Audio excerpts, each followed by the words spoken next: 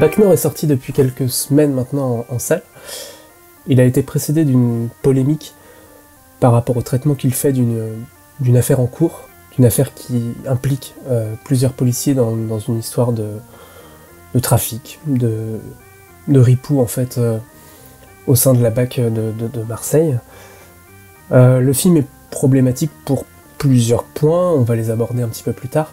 Par rapport à ce qu'il raconte, le film parle de trois agents, enfin se concentre sur trois agents en particulier, incarnés par Gilles Lellouche, Karim Leclou et François Civil, qui sont donc policiers dans les quartiers nord de Marseille, et qui, pour démanteler un réseau de trafiquants, va devoir franchir une ligne rouge pour obtenir des informations d'un indicateur afin de pouvoir procéder à une opération. Donc ça c'est le contexte, c'est le résumé simple et basique du film. Comment Cédric Jimenez traite ça? Là, c'est un petit peu plus compliqué, parce que Cédric Jimenez a réalisé plusieurs films. Il a réalisé notamment La French avec déjà Gilles Lellouche et Jean Dujardin. Il a réalisé un film que je n'ai pas vu d'ailleurs sur la Seconde Guerre mondiale. Voilà, c'est un réalisateur qui a beaucoup d'influence, enfin qui est le résultat de beaucoup d'influence. Notamment, on l'a pu le voir dans La French, tout un pan du cinéma des années 70, William Friedkin. Et avec Bac Nord, là encore, il brasse de nouvelles influences, je dirais plutôt des films assez tendus, assez nerveux à la Michael Mann. Donc voilà, c'est un réalisateur qui traite très visuellement ses histoires, qui est beaucoup là-dedans en fait, porté sur le résultat à l'image de ces histoires, quitte à en négliger, je pense, un petit peu la portée scénaristique, ce qu'il veut dire réellement en fait. Là, Bac Nord, en l'occurrence, est très bien réalisé, il a des moments vraiment très tendus, des moments vraiment où il alterne des passages d'introspection un petit peu contemplatif autour des personnages, et des scènes d'action ultra tendues, avec notamment cette scène dont beaucoup ont parlé, cette scène de l'assaut, qui est la scène pivot en fait du film. Et il y a vraiment des parties pris de réalisation qui sont vraiment marquées, qui sont vraiment racées d'une certaine manière, qui sont vraiment des purs moments de cinéma, quoi. Et les acteurs sont un peu au diapason de ça, c'est-à-dire que le trio de tête, Gilles Lellouche, Karim Leclou et François Civil, sont vraiment, je dirais, très impliqués dans leur rôle. Mention spéciale à Gilles Lellouche, qui est un peu à fleur de peau dans le film, et qui retranscrit bien la pression qui doit être la sienne sur ses missions, sur ce cadre de travail, etc.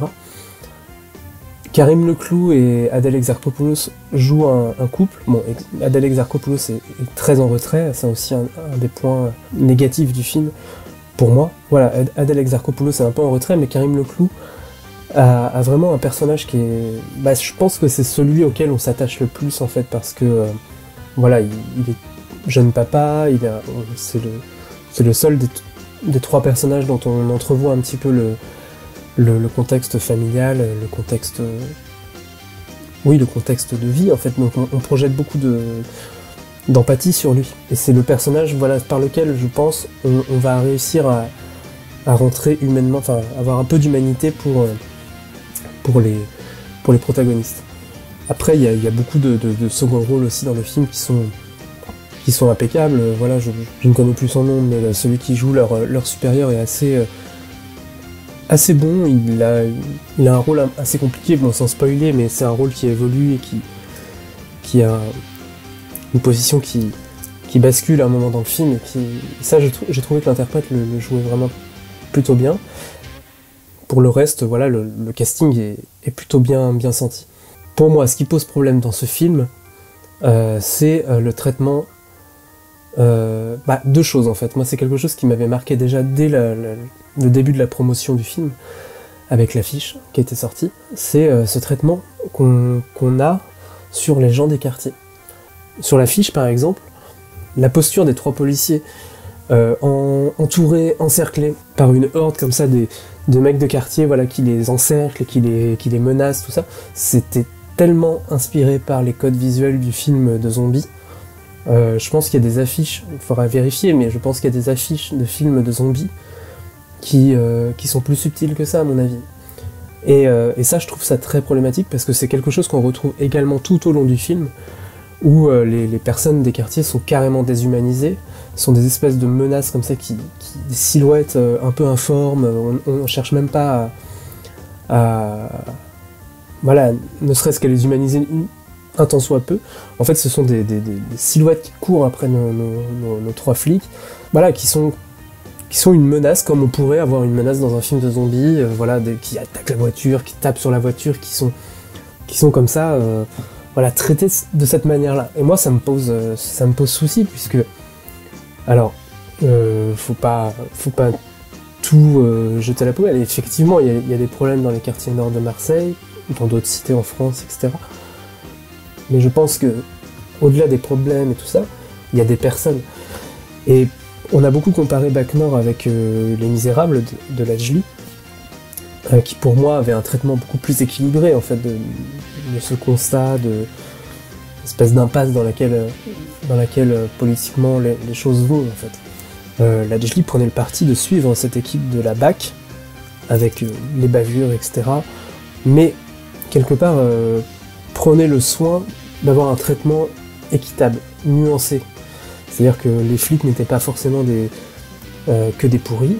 Voilà, on les suivait dans leur quotidien, on pouvait s'attacher à eux aussi. Mais à côté de ça, les gens des quartiers n'étaient pas juste des monstres en fait. Ils étaient humains, ils avaient des parcours, ils avaient... voilà, et pour moi, c'est un peu plus proche de ce qui peut être la réalité, quoi. On peut pas être... là, par exemple, Bac Nord, à aucun moment on ne laisse la parole aux gens des quartiers. À aucun moment. Par exemple, il y a cette scène où Karim Leclou se réfugie chez une mère et son fils. On pourrait se dire, bon, d'accord, là on va voir des gens qui subissent aussi les trafics, qui sont là, qui en prennent plein la gueule toute la journée parce qu'il y a une violence, etc. Et ben non, en fait, le garçon va poignarder Karim Leclou. Voilà, en fait, tout le monde est mis dans le même bain. Et ça me pose vraiment souci. Tout le monde est mis à la même échelle. Donc je trouve ça un peu, dangereux, quoi. Et tout le film, c'est ça. Tout le film, c'est, tiens, il y a un gitan qui fait chier, tiens, il y a un rebeu là-bas qui fait chier, tiens, il y a un noir là-bas qui fait chier. Et en fait, on identifie les gens par leur couleur, d'une part, ça, par leur ethnie, par leurs origines, etc. Et ça, c'est pareil, c'est... à quoi ça sert, quoi. Et voilà, alors après, bon ça c'est le premier constat du film, voilà, il n'y a pas de nuance. Deuxième chose, c'est l'histoire vraie. En quoi elle est vraie dans le film, en fait. Je veux dire, les flics qui ont été jugés pour cette histoire-là, le film, ils racontent pas leur histoire, en fait. Il suffit de se pencher un petit peu sur des articles à droite à gauche sur Internet, et on se rend compte qu'en fait, c'est pas si héroïque que ça, leur démarche. Bien au contraire. Que le trafic qu'ils ont fait n'était pas forcément pour aller récolter des informations, qu'il y a eu peut-être enrichissement personnel, etc. Et le film nous montre ça d'une manière... voilà, les flics ont fait leur boulot, ils ont trempé les mains dans la merde pour arriver à obtenir ces informations, pour arriver à finalement faire leur boulot. Et moi, ça, je trouve ça scandaleux. On les montre d'une manière héroïque parce qu'ils ont obtenu des informations et tout ça à la finale. Or, dans la réalité, c'est pas le cas, quoi. Enfin, je veux dire, en tout cas, le jugement n'a pas du tout été favorable au Baqueux. Donc, c'est très compliqué, en fait, d'apprécier ce film au regard de la réalité. Ça, c'est... Faut pas s'attendre à du documentaire. C'est un parti pris, Cédric Gimenez met les deux pieds dedans. Bon, bah, oui, d'accord, c'est son choix. C'est son choix. Maintenant, à quelques mois maintenant des élections présidentielles, sortir ce film, voilà, ça rappelle un peu la question qui avait été posée par ce journaliste, je crois, espagnol à Cannes. Si on prend ce film au premier degré, effectivement, les gens peuvent avoir des argumentaires pour voter l'extrême droite, ça c'est clair. En plus, quand Marine Le Pen tweet que c'est son film coup de cœur du moment, tout ça, moi je trouve que ça en dit long, en fait. Ça en dit long sur la démarche et sur le propos du film. Donc je vais pas aller plus loin, je pense que, en fait, vous aurez compris que politiquement, ce film est clivant, ça c'est évident, et que moi, de mon côté, il m'a évidemment mis contre lui. Maintenant, c'est un film qui a une valeur cinématographique dans son traitement dans sa réalisation, dans son esthétique, tout ça, il y a forcément des choses. Pour comparer encore, je pense que La Jolie avec Les Misérables était plus pertinent en termes de réal. Je pense qu'il posait un petit peu plus sa caméra, il arrivait à être plus impartial d'une part, mais aussi à rendre un constat qui avait lui aussi une valeur très cinématographique, et voire plus de valeur cinématographique à mon sens, puisqu'en plus il englobait un scénario complet, un scénario plus nuancé, un scénario plus équitable, voilà, qui faisait pas la part belle non plus à trois policiers qui, jusqu'à preuve du contraire, sont incriminés dans une affaire de racket et de trafic. Donc rien que pour cette raison, Les Misérables est pour moi un meilleur film. Maintenant, Bac Nord, chacun peut se faire son appréciation, chacun a le droit de l'aimer, sans pour autant être un facho dégueulasse, mais voilà, pour moi c'est un film qui m'a beaucoup choqué, qui m'a beaucoup dérangé sur voilà, son traitement de la police, son traitement des mecs des quartiers, son traitement des femmes. Voilà, c'est un film qui est à la fois très daté et à la fois qui va résonner dans l'actualité d'une manière très dommageable à mon avis. Donc n'hésitez pas à mettre en commentaire ce que vous en avez pensé. Voilà, vous avez le droit d'avoir aimé, vous avez le droit de ne pas être d'accord avec moi évidemment. En attendant, n'hésitez pas à aller voir d'autres films. Ciao.